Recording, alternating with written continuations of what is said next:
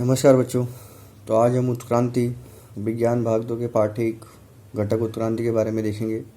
तो उत्क्रांति है क्या, सजीवों का विकास कैसे हुआ, कहाँ उनका निर्माण हुआ, कैसे वो एक कोषी सजीव से बहुकोषी सजीव में परिवर्तित हुए, ये सब इसके अंदर बताया गया है। तो कुछ वैज्ञानिकों का मानना है कि भाई हमारा विकास समंदर में से हुआ है। पहले एक कोषी सजीव अमीबा हुए, फिर उसमें कालांतर में हमेशा पर्यावरण के परिवर्तन के हिसाब से परिवर्तन होने लगे और जिससे अनेक प्रकार के सजीवों का विकास हुआ है।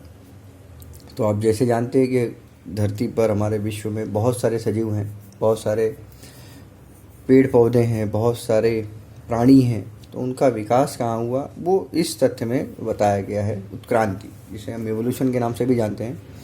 उत्क्रांति यह एक बहुत धीमी गति से होने वाला क्रमिक परिवर्तन है। धीमी गति से, धीमी गति मतलब बहुत साल लगते हैं, हजारों करोड़ों वर्ष लग जाते हैं क्रांति होने के लिए। तो ये चीज़ इसमें बताई गई, तो इसको आप अंडरलाइन कर लीजिए। उत्क्रांति अर्थात सजीवों में अत्यंत धीमी गति से होने वाला परिवर्तन, क्रमिक परिवर्तन। यह प्रक्रिया बहुत धीमी होती है और सजीवों का विकास साध्य करने वाली प्रक्रिया है। जैसे हम जानते हैं कि हमारे पूर्वज बंदर हैं, तो बंदर पहले कैसे चलते थे, उसके बाद कालांतर में धीरे धीरे हम परिवर्तन हुआ और जाके फिर मानव का पूर्ण रूप से निर्माण हुआ। तो यह अत्यंत धीमी गति से होने वाला परिवर्तन है तथा यह विकास साध्य करने की प्रक्रिया है। अंतरिक्ष के ग्रह तारों से लेकर पृथ्वी पर विद्यमान सजीव सृष्टि में होने वाले परिवर्तन के अनेक चरण उत्क्रांति अध्ययन में करना आवश्यक है। प्राकृतिक चयन की अनुक्रिया के लिए सजीवों के किसी एक वर्ग के विशिष्ट लक्षणों में अनेक पीढ़ियों तक परिवर्तन होने की जिस प्रक्रिया द्वारा अंत में नई प्रजाति का निर्माण हुआ, उसे ही हम क्या कहते हैं, उत्क्रांति कहते हैं। अब यहाँ पे पूरा आपको कहानी जैसा बताया गया है। करीब करीब 3.5 अरब वर्ष पूर्व, 350 करोड़ वर्ष पूर्व पृथ्वी पर किसी भी प्रकार के सजीव का अस्तित्व नहीं था। प्रारंभ में अत्यंत सरल तत्व होंगे और उनका जैविक और अजैविक प्रकार से सरल यौगिक बने होंगे। उनसे धीरे धीरे जटिल जैविक व यौगिक जैसे प्रथिन और केंद्राकम्ल निर्मित हुए होंगे। ऐसे अलग अलग प्रकार के जैविक और अजैविक पदार्थों के मिश्रण से मूल स्वरूप से प्राचीन कोशिकाओं का निर्माण हुआ होगा और प्रारंभ के आसपास के रसायन का भक्षण कर उनकी कोशिकाओं में वृद्धि हुई होगी और कोशिकाओं में थोड़ा बहुत अंतर होगा तथा प्राकृतिक चयन के सिद्धांत के अनुसार कुछ अच्छी वृद्धि हुई होगी। तो सजीव आसपास की परिस्थिति के समायोजन स्थापित नहीं कर सके होंगे तो उनका विनाश हुआ होगा। जैसे हम जानते हैं कि भाई जो सजीव पर्यावरण के साथ बैलेंस नहीं कर पाता, समन्वय नहीं कर पाता, तो वह क्या होता है, वह धीरे धीरे क्या होता है, विलुप्त हो जाता है। आज की तारीख पर पृथ्वी पर बहुत सारे सजीवों की प्रजातियां हैं, बहुत सारे वनस्पतियों की प्रजातियां हैं। उनके आकार जटिलता में काफ़ी विविधताएं हैं। बड़े आकार के भी सजीव हैं, छोटे से छोटे आकार के भी सजीव हैं। सूक्ष्म एक कोशिकीय अमीबा, पैरामीशियम से लेकर महाकाय देव मछली तथा उनका विस्तार दिखाई देता है। वनस्पति में एक कोशीय क्लोरेला से विस्तीर्ण बड़े बरगद पेड़ तक अनेक प्रकार की वनस्पतियां जातियां पृथ्वी पर विद्यमान हैं। पृथ्वी पर सभी जगह विषुववृत्त रेखा से दोनों ध्रुवों तक सजीव का अस्तित्व दिखाई देता है। कहीं भी जाओ आपको सजीव मिलेंगे ही, पृथ्वी के किसी भी कोने में चले जाओ आपको वहाँ सजीव मिलेंगे ही। अति प्राचीन काल से मानव को इस पृथ्वी पर सजीव का निर्माण कैसे हुआ यह जानने में रुचि थी। सजीवों का उद्गम और विकास से संबंधित विविध उत्पत्ति के सिद्धांत आज तक प्रस्तुत किए गए। इनमें से सजीव की उत्क्रांति तथा सजीवों का क्रमिक विकास, यह सिद्धांत सर्वसामान्य हुआ। अब उत्क्रांति का सिद्धांत देखो, उत्क्रांति का सिद्धांत कैसे कैसे उसको बताया गया है कि उत्क्रांति कैसे कैसे हुई है। तो इस सिद्धांत के अनुसार प्रथम सजीव कहाँ पे पैदा हुआ, समंदर में, ऐसा बोला जाता है, समुद्र में। कालांतर में अनेक वर्षों के बाद इस जीव द्रव्य से एक कोशीय सजीव का निर्माण हुआ। इस एक कोशीय सजीव में क्रमशः परिवर्तन हुआ तो हमें क्या मिला, बहुकोशीय सजीव मिले और इनको बनने के लिए कम से कम 300 करोड़ वर्ष लगे। अब देखो उत्क्रांति का प्रमाण मतलब कैसे मालूम पड़ेगा कि भाई उत्क्रांति हुई है। तो उसमें 3-4 चीज़ें हैं। तो इसमें देखो दिया है पहला, बाह्य रूप की प्रमाण। आप ये जितने भी एनिमल्स देख रहे हो, प्राणी देख रहे हो, इनका जो बाह्य आवरण है वह क्या है, एक जैसा दिख रहा है।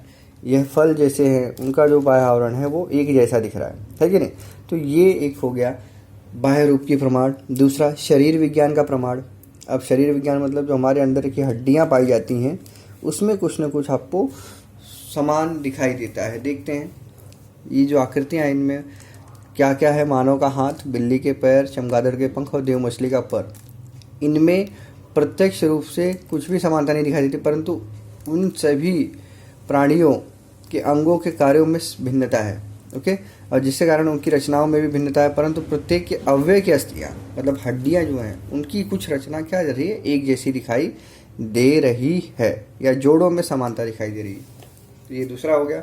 आपको खाली ये याद करना है बस पॉइंट। जैसे उत्क्रांति का प्रमाण में कौन कौन से बिंदुओं को रख के बनाया गया है, कौन कौन से पॉइंट्स को रख के बनाया गया है। तो बाह्य रूप की प्रमाण, शरीर विज्ञान का प्रमाण। फिर देखते हैं आगे अवशेषांग।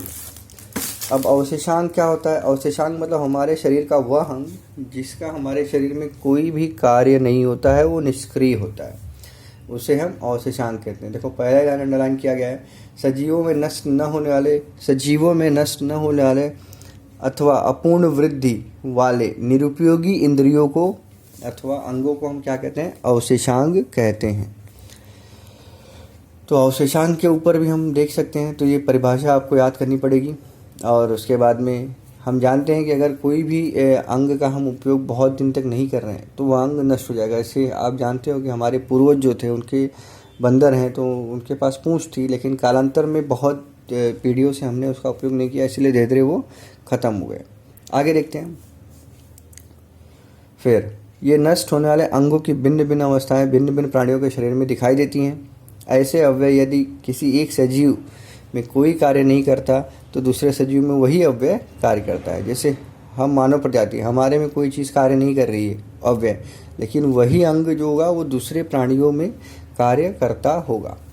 फिर मानव के लिए निरुपयोगी आंत्रपूछ तथा तृणभक्षक के लिए उपयोगी सेलुलोज का पाचन करने वाले प्राणियों के लिए एक उपयुक्त कार्यक्षम अव्यय है। फिर उसी प्रकार मनुष्य के लिए अनुपयोगी कान के स्नायु बंदरों को कान हिलाने के लिए उपयोगी होते हैं। फिर ये अव्यय के क्या दिए गए हैं, आपको एग्जाम्पल दिए गए हैं, उसको भी ध्यान देना। मेरुदंड की अंतिम 4 कशोरिकाएँ, अक्ल दांत जो हम देखते हैं 32 जो बोलते हैं, दांत में पीछे के दांत कुछ ऐसे होते हैं जिसका कोई उपयोग नहीं होता है, तो वो दिखाए गए हैं।